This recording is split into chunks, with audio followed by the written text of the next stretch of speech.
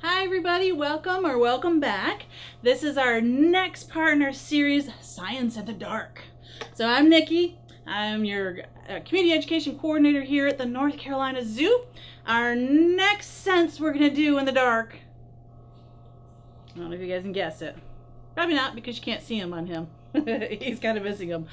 But a lot of our animals that live at night, those nocturnal animals, something that kind of sticks out on them, you might notice it'd be right here. Mr. Wolf here, he's got big ears. Just like deer, foxes, all kinds of different animals have really big ears. And so we're gonna play with our hearing. So this is all about hearing. And you guys can make fox ears or wolf ears, however, whatever, or deer ears, whichever animal you prefer. All you have to do, cup your fingers, put them behind. Simple, easy, don't need any tools. And just listen to the night sounds. You might hear some crickets, some frogs, maybe some birds, probably people, whatever's out there. But just listen. And my favorite thing, fox ears, wolf ears, their ears don't stay in one spot. So move them around. Put one ear in front, one ear back. You guys can do it right now as you're listening to me, and I'll sound differently as you move your ears around, because that way they can hear all around them, and so they don't stay in one place.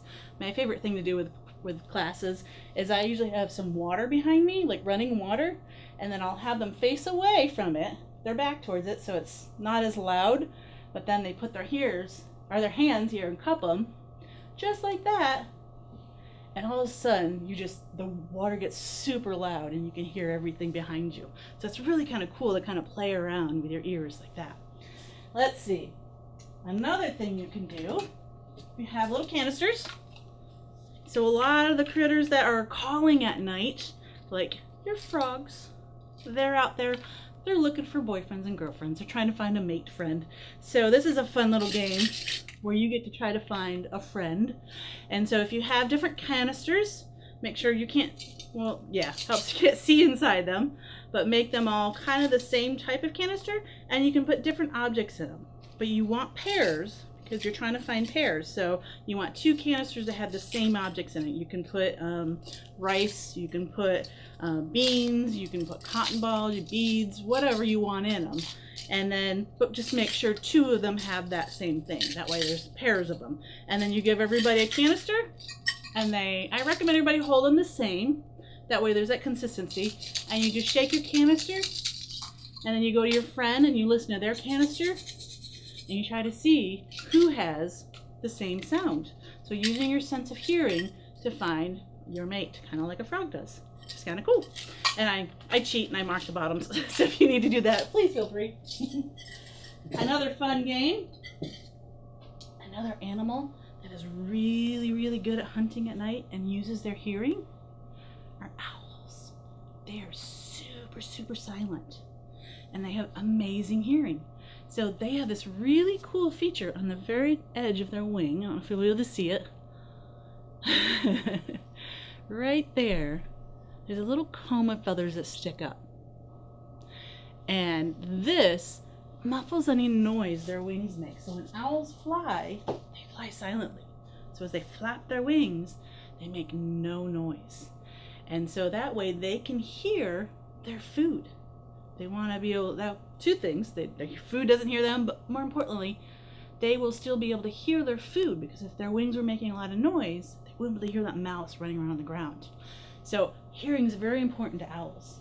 So you can play a game.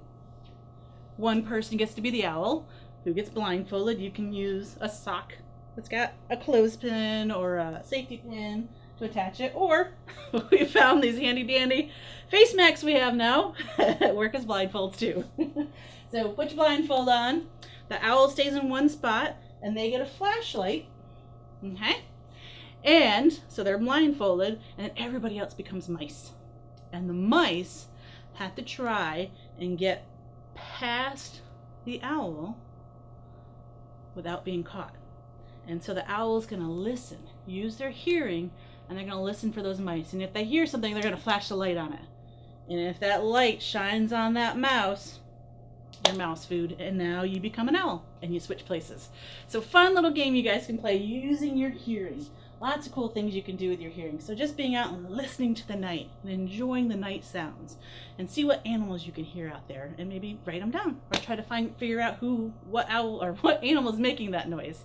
All right, guys, well, have fun listening to the night, and I'll see you next time on our Science in the Dark series. All right, bye, guys.